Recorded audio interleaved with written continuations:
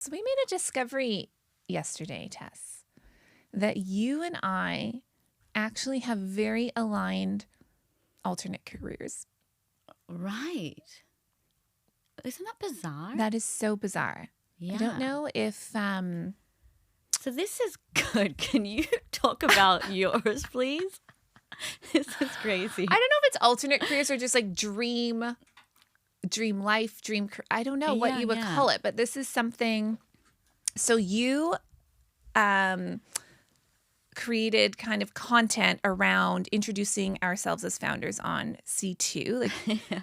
allowing people to know a little bit more about us behind the scenes. On So chapter 2, on yes. chapter 2, and you went first, and I kind of got like the cadence of it was you're sharing something that people don't know about you, which I had Yes. heard yours before, Yeah. which I love. It's such a great story. Right. You had won a car when you were Yes. 18. Yeah. Like that's pretty Ridiculous, crazy. It's yeah. absolutely ridiculous. And it was Yeah. a PT Cruiser, which is also Insane. a really key part of the story. Yes.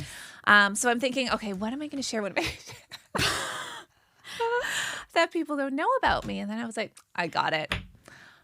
When I was in high school, I delivered thriving, beautiful, healthy, twin baby cows. Like, it's just shocking. haven't we all? It is absolutely shocking. I put on a really long glove.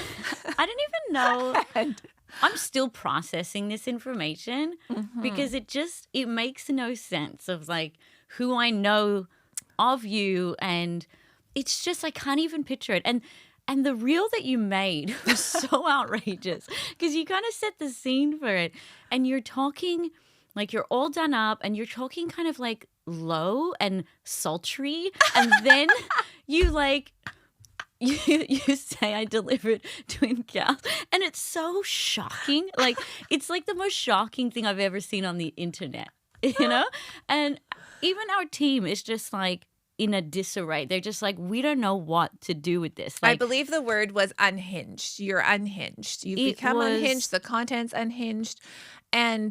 And further to that, I talked about my love for farm animals, my love for farms in general, and that sometimes I daydream about being a farmer. yeah. It was a lot to take in. I don't know And- what. I support you. I want this for you. Yeah, Just you like should support me. Picturing your hand going up a cow's vagina, pulling out twins. I mean, I just couldn't make this stuff up. Healthy twins. Healthy It was twins. Very emotional. You know, like I never saw it coming. And then I'm like looking at you. You're at my house. I'm thinking, why is this only coming up now? I've known you for 12 years. Like, Okay, and we've well, spent every day together. I know. Guess what? Why don't you share what your lifelong passion and dream was as a child? Yes, I absolutely will, which I've told you before. But this is big information. I don't remember. So when I was little, I used to love animals and I wanted to be a farmer or a vet, which is crazy because now you've come out with this whole farming career. And then, but I had real moments where I was like totally put off it. I remember in like grade 7, we had to share, what do you want to be when you grow up? And everyone was like, doctor, lawyer. And I was like, farmer. And everybody started laughing. And I was like, I had one of those moments where Yes. you're like, oh, I have to change. Like, this isn't cool. Like, Yes. I can't like this anymore. This isn't acceptable. So I was just like, okay, I'll put that away. And then I said, I will be a vet.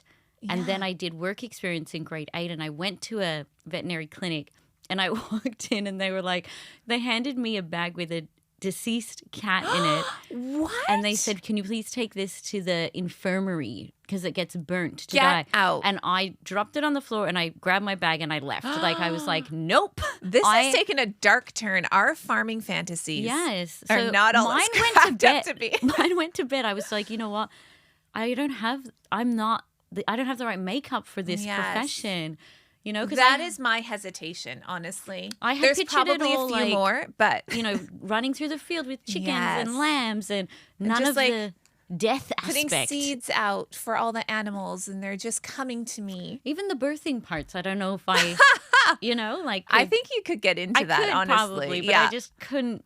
It's a beautiful experience. We can still have it arranged, actually.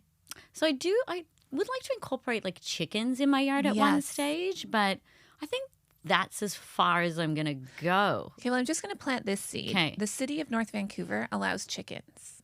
Love that. Okay, so just keep that in mind. Okay, we're going to take a complete 180 here. From farming back to reality, we are experts in the hiring field. And that's where we're going to stay. And that's where we're going to stay for now. And so we actually wanted to talk about a hiring trend that we've seen come up a lot recently with clients on social. That's really interesting and honestly, as I found out today, polarizing. Yeah.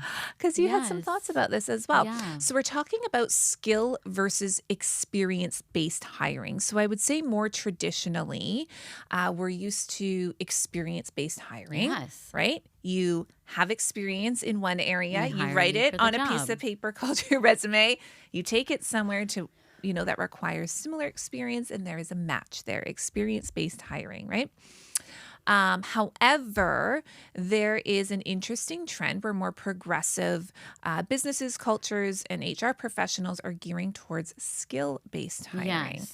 So meaning almost like you're looking at cross-functional skills or skills from a completely different experience base that you could bring into another role. Yes. So there's some element of it that makes sense.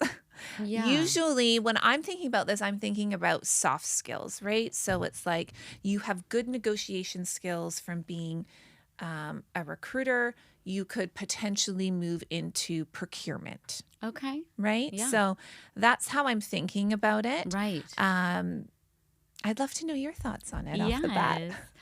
I think we're going to go through the list of reasons why this is a step forward in terms of equity in the workplace, right? Because what we know for sure is there's a lot of people that are disadvantaged from the get-go, and there's a lot of people who have opportunities, and then they're getting all of the opportunities and the roles, and we need to level the playing field, right? So hiring from skill versus experience is a way that we can do that. I think it will be really remiss of us as experts to say, this is perfect, right? And that this is here now to stay. Yeah. Because when we're working with our clients today, we're reporting this data, but I have not seen it happen often where an employer is saying, yeah, let's go with the skills versus experience. And as an employer myself, when I'm bringing somebody into our company, I'm thinking, I want to see that they've done this successfully at another company. That's a normal, healthy thing to want, especially if you're growing your business, especially if you're at a time of high growth in your business when you're saying, we've just received funding and we need an email marketing or very technical positions, right? So I think we have to call those nuances out. For sure. Even when we interview, we're looking at technical skills and then we're looking at the EQ skills. So we need to see a really good blend of both. Yes. And what we're doing now is if we're seeing somebody not hit all the technical skills, but they are really strong on the EQ side, then we're presenting a case to the employer of why we think this person should be interviewed, where the employer might deprioritize them over other candidates. It's really up to the recruiter, the HR professional to create a compelling case, right? Because the employer's not always going to see that, and their bias is going to be towards, show me that they did this at my competitor and they did it well, so I can bring them here to do it, right? Exactly. Yeah. And I think this comes in really useful when you're not thinking, it's not feast or famine. It's not like they have to have all the skills or else we're doing skill-based, or all the experience or else we're doing skill-based hiring, and they have none of the experience and it's all cross-functional soft skills. Yes. I think, and when I think about our own recruitment, it's like often you don't have the person that has every, bit of experience that's required for the position or everything on the list that the hiring manager has dreamed up, right? It's not always a 10 out of 10. So you have to have a an ability to look at those other soft skills or that emotional intelligence that they're pulling from other areas of their life or So experiences what are in some different examples roles. of the soft skills, like just to Yeah. make it tactical? Well, I mean, I think I gave the experience around negotiation. That would Yeah. be actually more of a hard skill. Technical, yeah. Yeah, more of a technical skill. Anything around communication or leadership styles, Yes. resilience. Grit and resilience are often things that we hear are needed in leadership positions and can Right. come from different sets of experience and not necessarily the exact same Yes. role that you're hiring for, right? Yeah. But there are nuances to it. To your point, it's like what Right. hiring manager is going to want to hire somebody who has a completely different background than the position Yeah, and it's you're hiring for. because we often meet great candidates that are like looking Yes. to do an industry change or a career pivot, Yes. and it's like, oh, we still are kind of in this hiring landscape where you've got to fit into a box, Yes. which is really a detriment to everybody. We actually went through this time at Lululemon Recruitment. I don't know if you remember. It's got to be like 8-10 years ago now, where we were hiring on potential. Do you remember that? Yes. Yeah. And so Yeah. we had, and that's a very EQ driven type of interview. Yes. But the leadership and executive at that time had really assessed their current employee group and said, well, actually, the people with high potential are just learning the Yeah. skills that they need, and they're elevating the business exponentially quicker than the people that we're pulling from that have the experience So already. interesting. Yeah. Right. Yeah. So, and I think that was way, way, way ahead Yeah. of the curve. But I think now we're in a place where equity, diversity is a very present conversation. And this is a way to kind of balance that out a little bit and to get different viewpoints, perspectives, thoughts, backgrounds Yeah. at the table. Yeah. Right?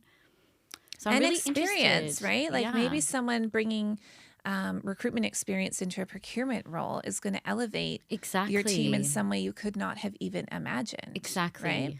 Yes. Okay, so we're going to talk about just shed some light on reasons why some of these more progressive businesses are going skill-based in their hiring.